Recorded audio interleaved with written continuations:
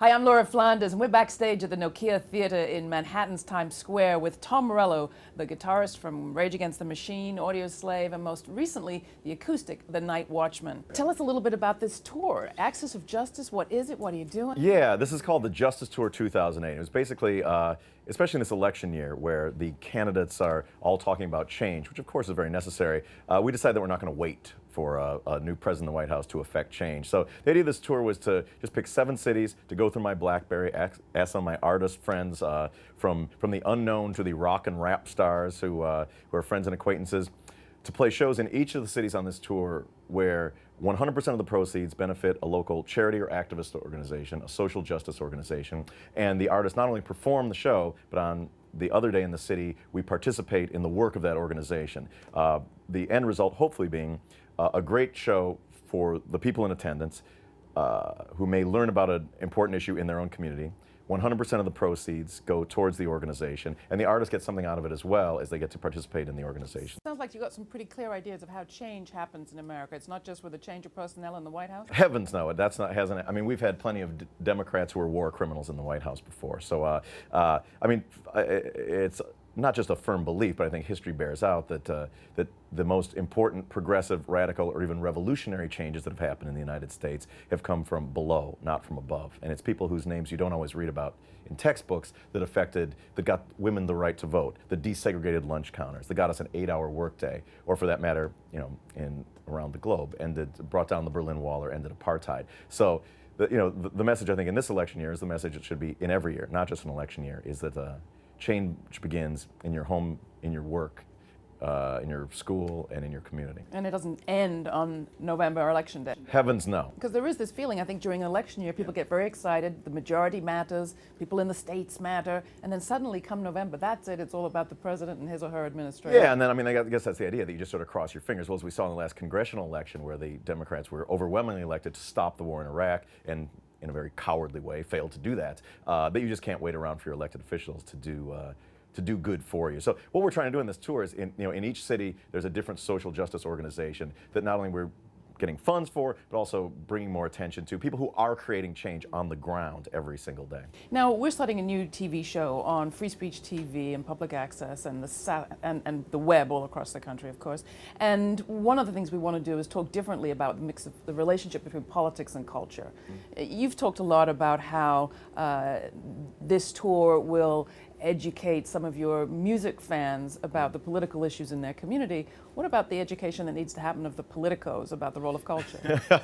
Well, I mean, I've always been a strong believer that music, or that culture and politics are inseparable. And whether it's sort of the bread and circuses of pop music or Hollywood films, or to the more explicit political diatribes of some bands that I'm in. Some of my own work. Name no names. Yeah. But to me, this tour, for example, the Justice Tour, there is no ideological litmus test to perform on the tour. Music is able to do something that very few other mediums are able to do. Is that there's something hardwired into the human DNA that makes music, when it's done right, whether it's a Charlie Parker saxophone solo or a Rage Against the Machine lyric sheet, makes it feel like the truth. And when music, for me, it was bands like The Clash and Public Enemy that merged music and ideas in a way that made me not only feel less alone, but made me feel that I could, perhaps through my guitar, affect some change as well. So what's your advice to us? There's an awful lot of political punditry shows out there talking about politics. How would you like to see a show do culture smarter? What would you like to see us do? How would I like to see it? Basically, you want me to executive produce your program for a moment here? What do you think is missing? What do you think is missing in our media discussion about politics and culture? I mean, people, wherever they are, in the media or otherwise, having the courage of their convictions in their vocation. There's so much, walking on eggshells. I mean, for example, we are in this, you turn on CNN or Fox or whatever. The war that we're currently involved in is not a mistake. It is a crime.